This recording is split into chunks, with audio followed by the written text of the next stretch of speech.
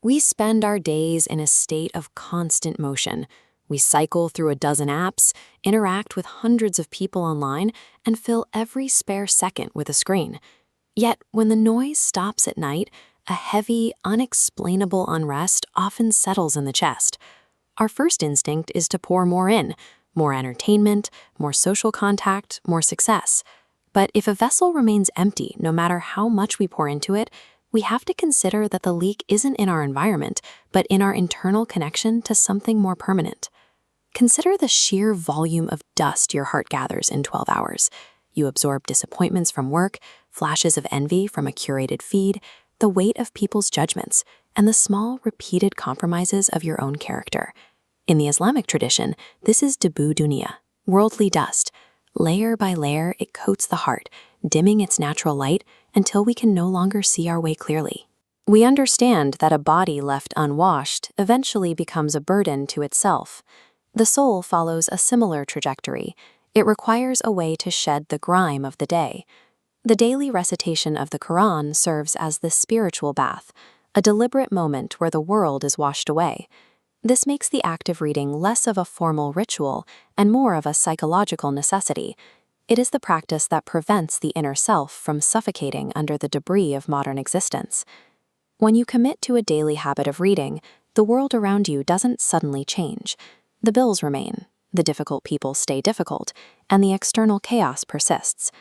What changes is the internal architecture you use to process those facts. The first shift is one of perspective. As you move through the trials of the prophets, their patience through loss, and their reliance during isolation, you begin to map their resilience onto your own life. You start to see your hardships as a deliberate form of education rather than a series of random misfortunes. The second shift addresses our tendency to anchor happiness to people. We suffer by demanding absolute reliability from changeable humans.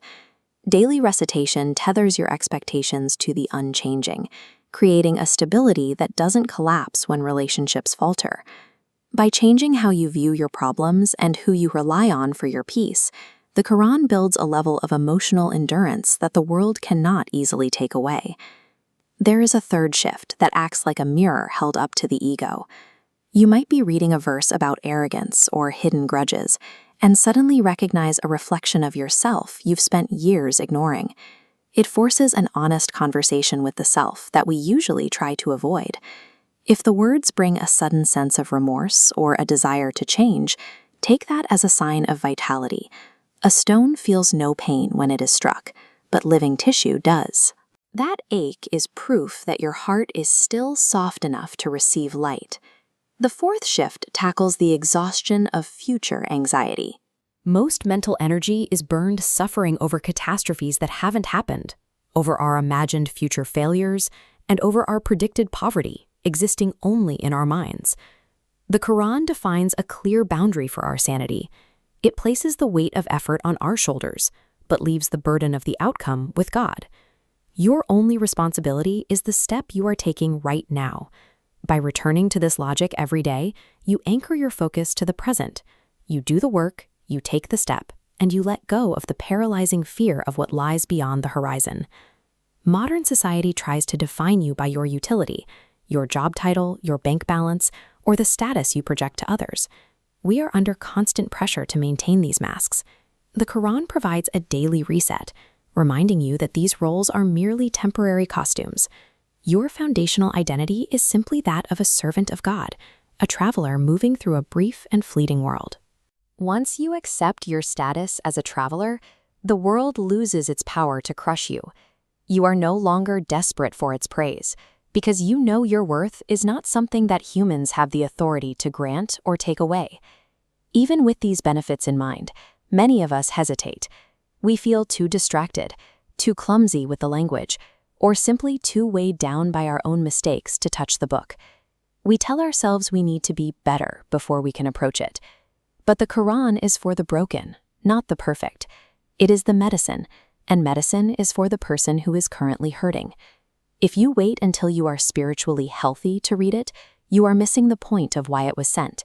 Your arrival at the text doesn't need to be polished. Even if you stumble through a single verse with difficulty, That very struggle is a demonstration of your sincerity, and it is that sincerity that God values. To make this a part of your life, shift your perspective on why you are doing it. Don't treat the Quran as an emergency escape for when things go wrong. Approach it as your daily bread, something you need to survive, whether the day is difficult or easy. Instead of searching for free time, choose a window that is non-negotiable, perhaps the quiet minutes after the dawn prayer or the final moments before sleep. Put the phone away, open the book, and read even a single page with your full heart. We have to remember that a day is coming when the distractions of the world will fade into total silence. Our jobs, our devices, and our social standing will be left behind, and we will find ourselves in a space where only our inner character remains. In that isolation, the verses you prioritize today will manifest as light. The time you carved out for the Quran in this life becomes your companion in the next, providing a presence that never fades. Don't wait for a better version of yourself to emerge before you begin. Open the book today, even for one verse. Tell the Creator you have come to listen, and let the healing of your heart finally begin.